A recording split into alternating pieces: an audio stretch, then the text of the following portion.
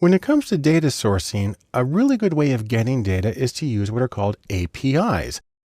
Now, I like to think of these as the digital version of Prufrock's Mermaids, if you're familiar with the love song of J. Alfred Prufrock by T.S. Eliot. He says, "I have heard the mermaids singing each to each." That's T.S. Eliot. And I like to adapt that to say, APIs have heard apps singing each to each. And that's by me. Now, more specifically, when we talk about an API, what we're talking about is something called an application programming interface. And this is something that allows programs to talk to each other. Its most important use in terms of data science is it allows you to get web data. It allows your program to directly go to the web on its own, grab the data, bring it back in, almost as though it were local data. And that's a really wonderful thing. Now, the most common version of APIs for data science are called REST APIs. That stands for Representational State Transfer. That's the software architectural style of the World Wide Web. And it allows you to access data on web pages via HTTP. That's the Hypertext Transfer Protocol that, runs the web as we know it.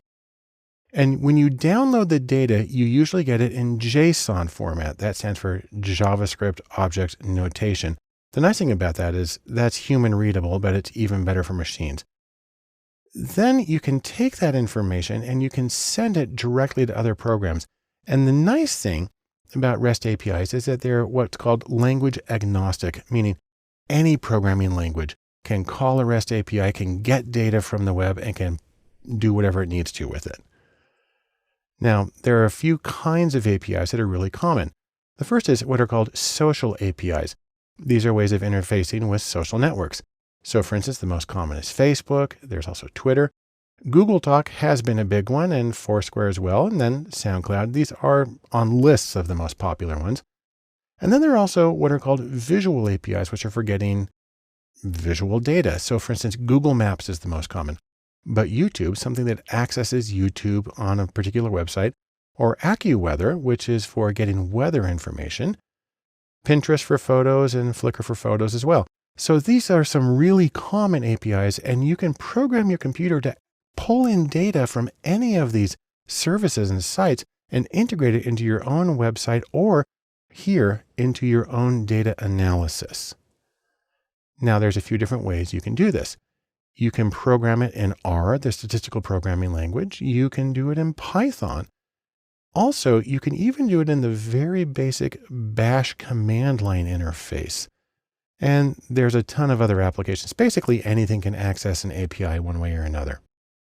Now, I'd like to show you how this works in R. So I'm going to open up a script in RStudio, and then I'm going to use it to get some very basic information from a web page.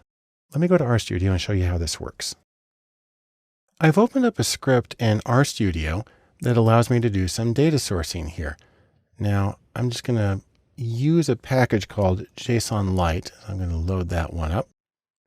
And then I'm going to go to a couple of websites. I'm going to be getting historical data from Formula One car races, and I'm going to be getting it from airgas.com. Now, if we go to this page right here, I can just go straight to my browser right now. And this is what it looks like. It gives you the API documentation. So what you're doing for an API is you're just entering a web address, and in that web address, it includes the information that you want. I'll go back to R here for a second. And if I want to get information about 1957 races in JSON format, I go to this address. And I can skip over to that for a second. And what you see is it's kind of a big long mess here, but it is all labeled and it's clear to the computer what's going on here. I'll go back to R.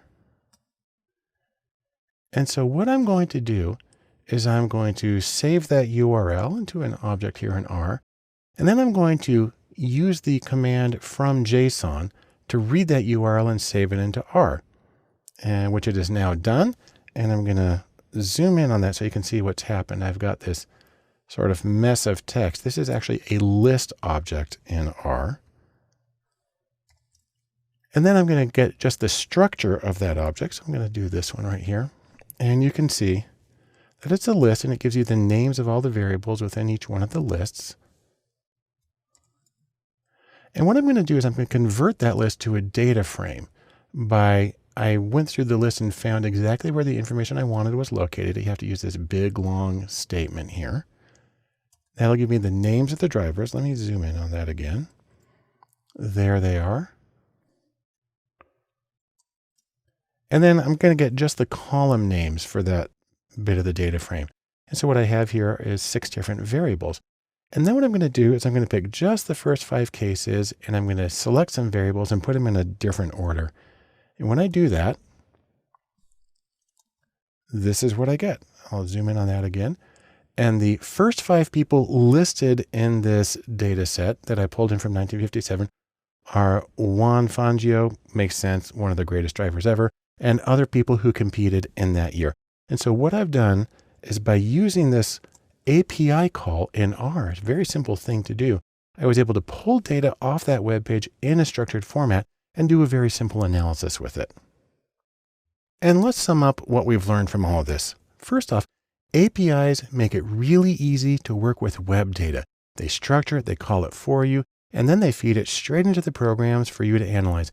And they're one of the best ways of getting data and getting started in data science.